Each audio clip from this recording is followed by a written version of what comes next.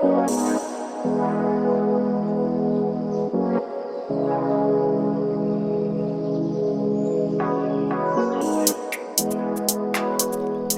everybody and welcome back to another episode of our Rapid Chess Speedrun.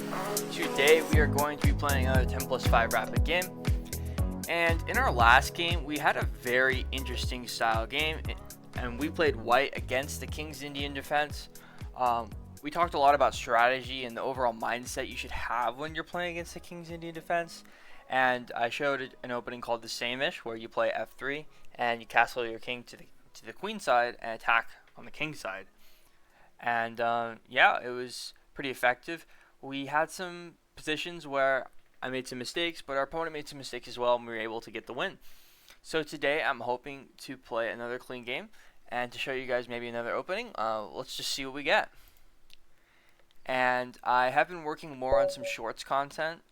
Yesterday I put up a short, and I'm really excited for more shorts content to come out. And okay, our opponent plays e4. And it looks like we have a few options. We can go with the Caro-Kann. We can go with a French. I'm not really good at playing the French. We're going to go with the Sicilian again. The Sicilian is just a great opening overall. And our opponent plays this Bishop c4 Sicilian, which is very common at this level. And the first thing I'm going to do is just play e6 to blunt the bishop. Okay, and I'm going to go with a6 as well. a6 is nice because it's restricting the square from this knight. It's also preparing b5. Okay, opponent plays a4, restricting us from playing b5. And also opening up a square for his bishop, which is nice. And I'm thinking we should just start developing our pieces. So our knight belongs on c6. It'll go there, controlling all these dark squares in the center. Also, this b4 square, notice how the opponent has played a4. This b4 square is a lot weaker now. For him to knock our piece away with a knight, he'd have to move his knight and then play c3. So, notice that's a square that we might want to access at some point as well. And here we go, knight to f6, and we're going to develop our queen. Our queen's going to go here to disallow our opponent from playing e5.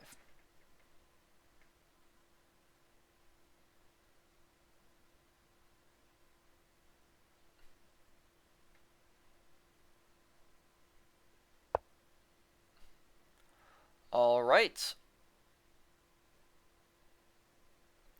And it looks to me like our opponent has blundered a pawn.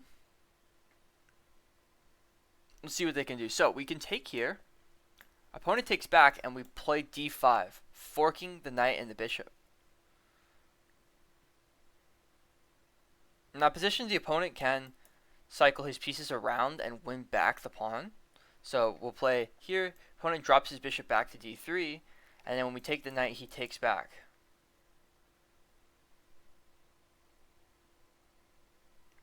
Is that still favorable for us? That's the question.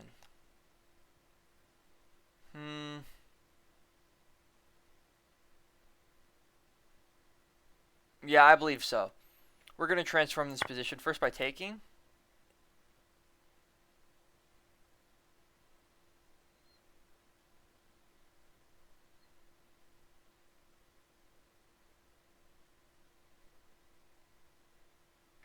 d5 is an idea in all of these positions anyways.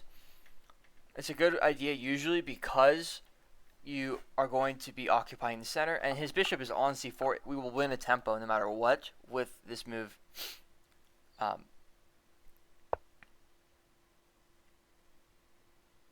Okay, so our opponent drops his knight back, which is a rather odd move in my mind. It's blocking the file from his rook. It's kind of just slowing his development, and yeah, we are going to be able to first just play the move d5 here first. Just d5. d5, bishop has to move.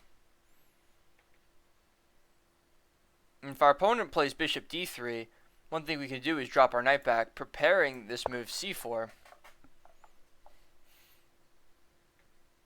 Alright, and our opponent drops his bishop back all the way to a2, which is a nice move. And it looks like we should just start developing our pieces a little more. So we're going to develop our bishop to e7. We're going to castle, and everything's going to be very hunky-dory in this position. Everything's going to be chill. Notice how now this pin is kind of ineffective because the bishop is already placed on a square that it wants to go to anyways. If he took our knight, his bishop would be gone, and we'd have the bishop pair, and this dark squared bishop is an excellent piece. I am not worried about this dark squared bishop becoming a great piece in this position. There's all sorts of weak pawns. Alright, so our opponent is really trying to create a bind on this square. But in doing so, he's created a lot of weaknesses. A lot of weaknesses that we can exploit. So one thing I'm noticing here is that he's trying to weaken this pawn here, but also he's just completely given up b4 as a square for our knight. So that's where our knight is going to go at this point. Opponent has really decided that that is a square that he does not care about. And we can play this move d4, completely locking up the center, and also just burying this bishop. I mean, this bishop is not going anywhere if we play d4. So I'm thinking that's the move. d4. This pawn is very safe from attack. The only way for him to attack our pawn chain here is by playing b4 himself, but that's impossible. And we're going to put a knight on b4 very quickly, where it will not be attacked easily, because there's no pawn to chase it away. He's going to have to trade his bishop off for the pawn, or trade his bishop for the knight if he wants to get rid of that knight. So all of our pieces are starting to get their optimal squares. We're seeing that this bishop may come out here, and this bishop will take back if we need to cover the pin. This bishop may saunter its way from d7 all the way to c6, where it's going to be an effective piece as well on this long diagonal. And our knight is 100% going to b4 at this point. I noticed it earlier in the game that a4 weakens the b4 square a lot, but now that he's played c4, this square can never be defended by a pawn.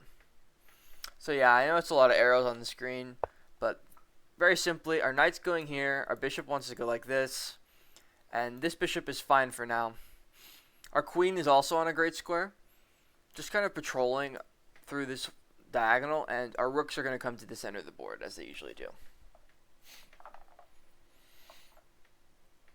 And notice the idea. He played c4 thinking he's going to attack our center, but instead we advanced, closing down this bishop. This bishop can't really redeploy easily, because this pawn blocks it, and this pawn also blocks it.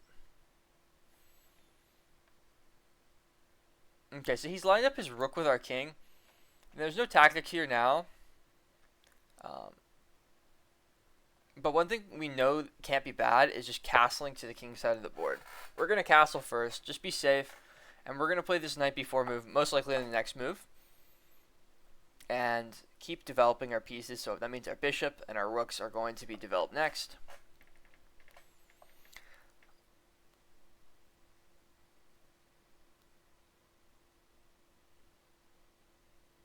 And yeah, he may play bishop f4. It's a move that kind of looks scary. It knocks our queen off the diagonal here, or at least forces us to make a bishop exchange. And I'm not too worried about the bishop exchange. We can play bishop d6 to cover and threaten to take. And our opponent may take, our opponent may let us take. Either way, I feel like that's not a scary prospect for us. It's just an exchange of bishops. And I would argue that our bishop is not really that strong in this position. We're more trying to focus on the development of our knights. We want him... Okay, he's gone with the knight. And I'm not really seeing where his knight wants to go here. None of these squares are accessible. So I think the knight on f4 is really not causing too much of a threat. It is defending d3, which is going to be a pawn that we want to target. So I guess you could say that is the major point of this move. You could also try to sacrifice his knight on d5. So he goes knight d5, but we could even take with the pawn. Take with the pawn. He takes back, and our knight... Well, we're going to have two knights targeting that square once we have the knight on b4. So I think knight b4 is an excellent move here. We're revealing more pressure in the position. We're defending everything. We're attacking this pawn. We're covering this square again. This is a square that our opponent may want to sacrifice his knight. The more coverage we have over that square, he's got 1, 2, 3, and we've got 1, 2, 3. So that means that square is defended enough. And excellent. Okay, so our opponent has dropped his bishop back, but honestly, I don't see what this bishop is going to do on that square other than just defending the pawn. So, yeah, I'm really just seeing a lot of weaknesses for our opponent. Um, and we can start developing our pieces, starting with this bishop coming to d7. As I said, it might reroute to c6. It might just sit here and create pressure on the a4 pawn, which is a pawn that will become weak. We can always apply more pressure to it by adding our queen to a5. And notice the rook and the queen are defending, so it's not under attack. Alright, so it looks like our opponent here has decided that he wants to exchange his dark square bishop for our knight, which I believe is a favorable exchange for him for a few reasons. One, his bishop sucks and our knight is awesome. That's the first reason. The second reason is, yeah, our knight is creating a lot of attacks and it's going to be nagging pressure that he does not want to deal with. So I think what we should do here is we should realize, hey, our opponent is going to be trying to trade off our pieces. What can we do to create the most activity or create the strongest presence here on the board? One thing I'm thinking is playing this move a5. a5 allows us to retake with the a pawn. If we retake with the a pawn, we're going to get an open a file, creating another attacker on this pawn, and it's going to be easy to add more attackers. The only thing is he can play this move b3, which would just defend the pawn. Granted, our queen may be able to come in and attack at some point.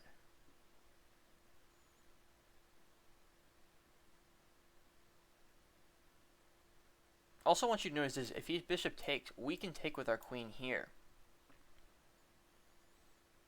And his bishop is now under attack.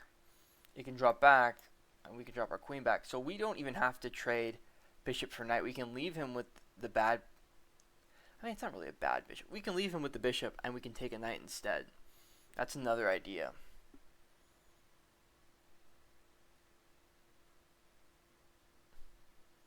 But you know what?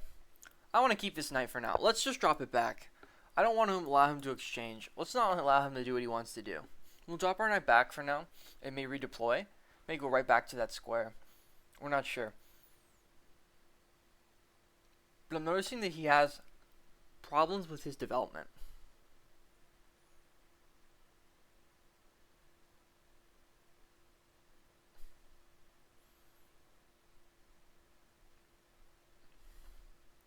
And sorry I took so long to make that move, but I really think it was a critical moment. Do we want to have the two bishops, or do we want to maintain this knight? And I think the weakness of this square makes it so that a knight is a better piece overall in this game. I think having a knight for this square is excellent. I think getting our other knight to that square would be a challenging endeavor, and I don't want to go through moving this knight all the way on the other side of the board just for it to not matter. So I'm thinking we want to drop the knight back. We want to maintain control over the square.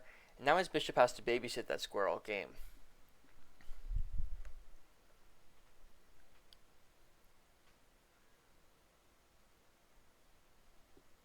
Another interesting thing I'm noticing, well, we can play this bishop d6 move and threaten to take this knight whenever. His knight's going to have to move. And when it does, we're going to have a lot of control. Alright, so his knight has jumped in. And he's threatening really not much. I mean, I think he wants to sacrifice his knight. But he can't really bring his queen in because our knight is covering the square. So we're just going to create an attack on his knight. Force him to defend. He slides his queen over, which is a good move.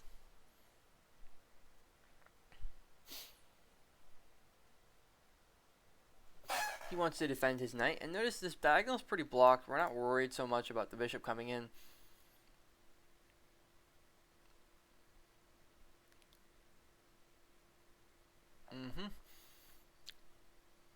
And I'm seeing now an opportunity to get our knight right back to the square that we wanted on.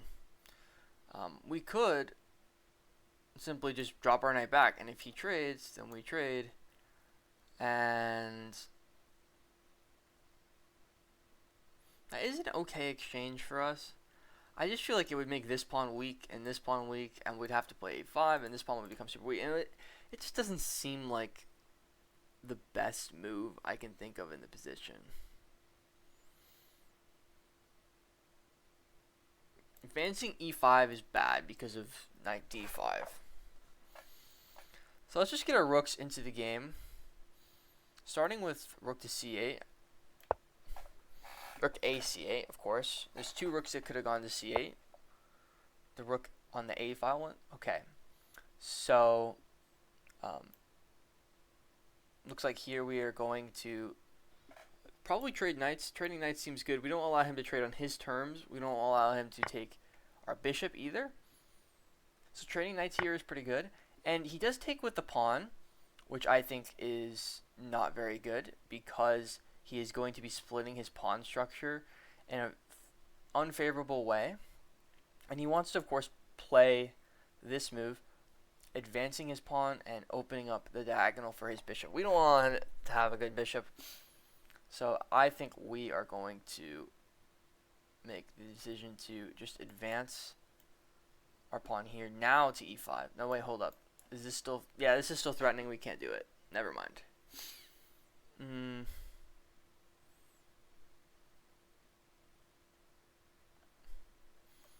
Okay.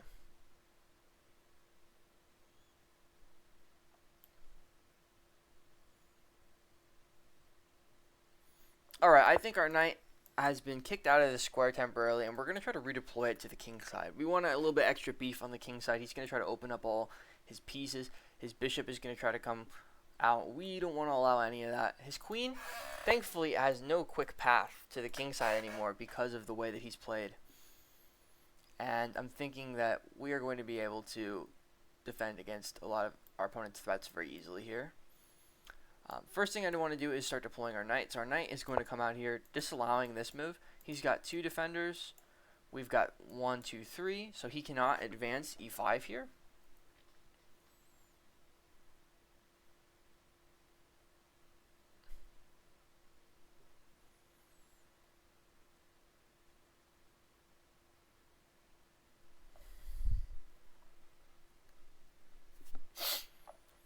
Notice we are up a pawn. I mean, this is a telltale position where we've got a pawn and we've just got to convert it. We've got to use our piece activity. We've got to make sure that our rooks get into the game. We've got to find a great square for our bishop. Our bishop eventually is going to find this square. And our pieces, which are placed more actively than our opponents, are going to prevail. But right now, we're kind of at a standstill. We have a nice dark squared bishop, a nice knight. Our light squared bishop is about to come good. Our queen is pretty good, but our rooks aren't really doing much, and that's because there's not very many open files. Open files are important in these positions because you want to have your rooks be active and influencing the board. And here it looks like our opponent is trying to force our hand. They want us to... they want to play e5. That's their goal, is e5, e5, e5. Is them advancing e5 really that bad for us, though? I'm not sure. They're weakening all sorts of squares here. Their diagonals are becoming very, very weak. And notice they've got 1, 2 defenders, and we've got 3 attackers here, so we can actually just take this.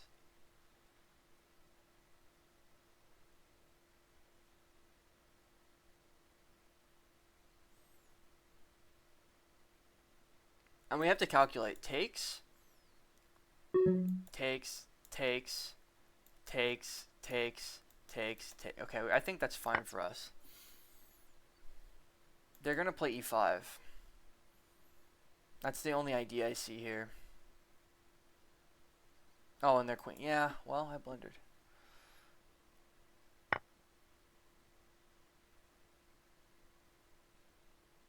And I'm dumb. And I just didn't count enough. Well, that was a mistake.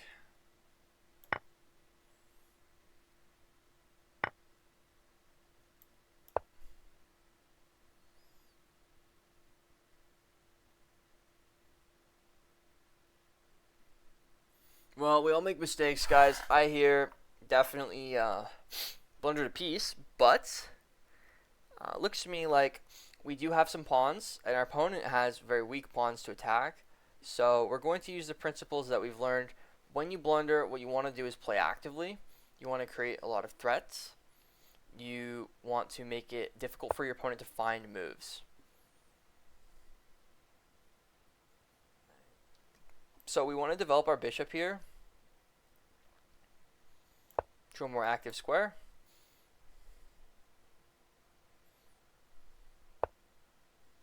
Right, and his queen is going to slide over and he wants to play e5. Okay, he's got a very simple plan. We're going to develop our queen attacking this pawn.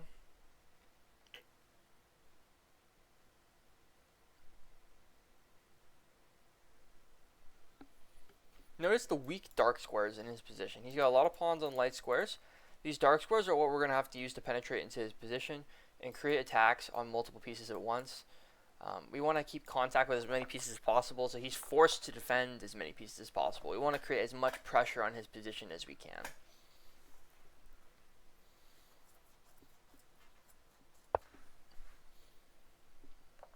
Alright, and our opponent has decided to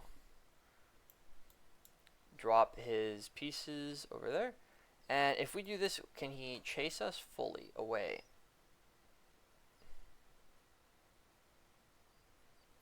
Yeah, it does not look like we could take, so we have to drop our queen back.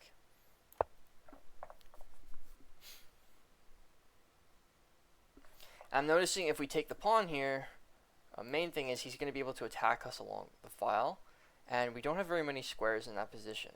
We do have a2, but if he goes back, we cannot go here.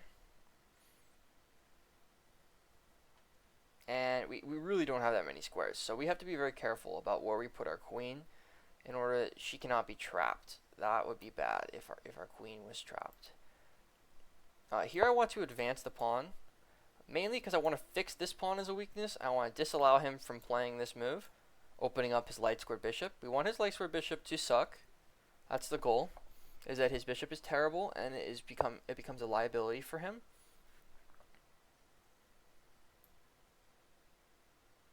And looks like to me he is going to try to play his bishop like this. So what we're going to do is move our light squared bishop over here and just get a free pawn, and also disallow him from playing bishop to h6. Bishop to h6 is an interesting move. Of course, you cannot take because of the pin. So since we've covered the square with our queen, our opponent is going to be disallowed from playing his bishop over. And yeah, it's usually a very nice square to have your queen. Just covering the 6th rank, and we should start moving a little bit more quickly. I'm thinking rook up is a good move. We're going to be able to lift our rook over, and this diagonal is blocked. We're not worried about any sort of attacks there. Notice how this square is weak now, but there's no knight to exploit it, so we're not worried about it. His bishop getting over there is going to be very difficult. I personally think he should seek for a trade of light squared bishops as soon as possible. He should be trading as many pieces in general as he can because he is up material. But now we have so many pawns that it's not really that big of a deal. Our pawns are very strong. And we should be moving quickly here. This is 10+5. We do have increment, but we need to be moving quickly to make sure that we get time.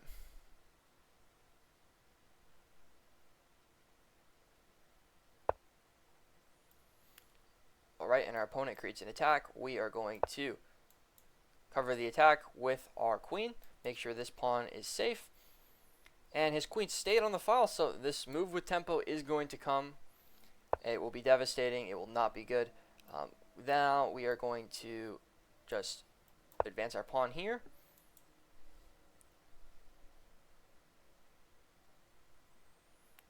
Covering up this pawn. It's no longer a weakness. This is no checkmate threat. We are not worried about that. We are chilling. Our opponent is being very gracious to us, giving us more time. They want to play this game out. I really think that's kind of a noble move from them. So I appreciate it a lot. We're going to drop our king over to h8 so that we can threaten to take the bishop on the next turn.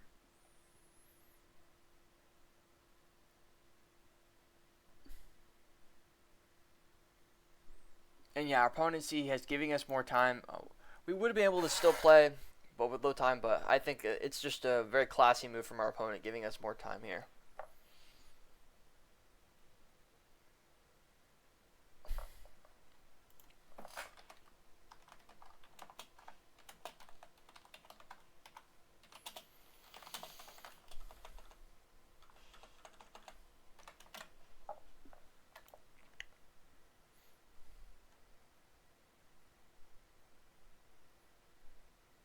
Alright, and our opponent's clock is going down as well.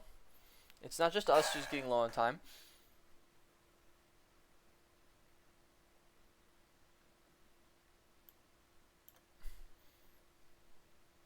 Alright, and here I am noticing we want to dissuade. We don't want our opponents to get too much activity here. So one thing I'm noticing is we can just involve our queen through g6. Our queen wasn't doing much anymore on this square. Oh, and while I did not see anything. Okay, that was pretty dumb. First thing I want to do is drop our rook over. First of all, his rook is defended, so he cannot take. He cannot take because his rook is hanging. Bishop defends. Yeah, I'm just not seeing anything today, guys. Wow. But I guess Noah is our opponent. We are going to be able to take this pawn here, creating an attack on the rook and the bishop. Also, this bishop is pinned. So now that his bishop is pinned, he can't do much. We're creating another attack on this pawn here. And yeah, we are starting to win a lot of pawns here. He still has pieces on us. He still's got an extra bishop, but we've got 4 pawns for it. And that is a lot of material. We're going to take here.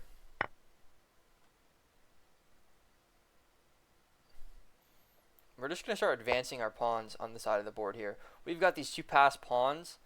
As long as he can't checkmate us, this is going to be a winning idea.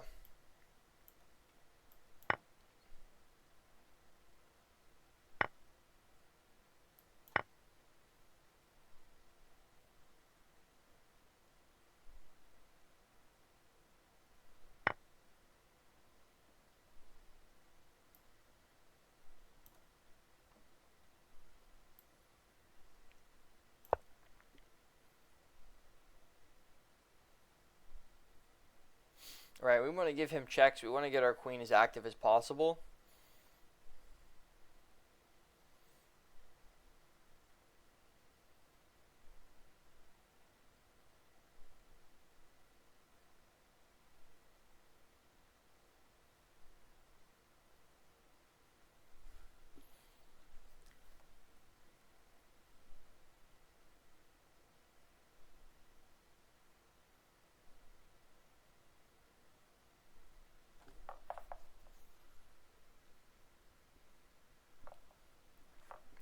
His time is getting low.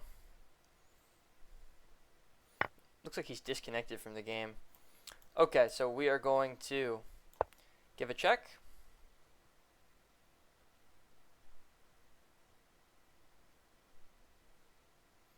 See how he responds. There's a few ways to respond. One is dropping his rook back. He could drop his queen back, or he could drop his king over to h2. Also f2. Those are his moves. I believe he's contemplating which one. And I think we're going to add more time. I'm not sure how to do it, though. How do I add more time for my opponent? Give 15 seconds. Okay, we are going to drop our queen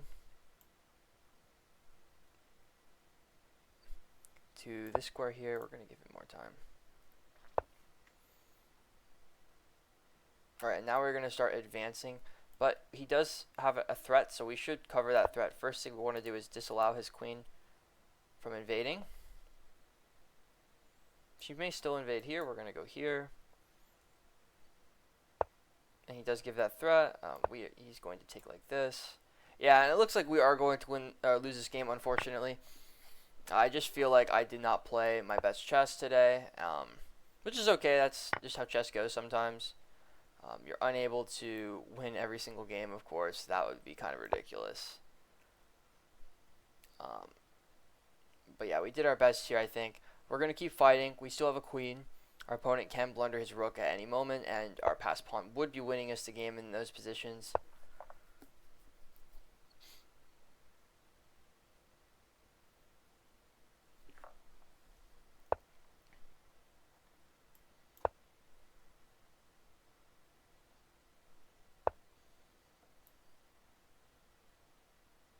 Alright, and here we can advance our passed pawn. Opponent may give us a check there. He gives us a different check. He gives us a queen check. I'm trying to see where our king could go where he would not be checkmated. Seems like back here would not be a good idea. That would lead to mate. We're going to go up.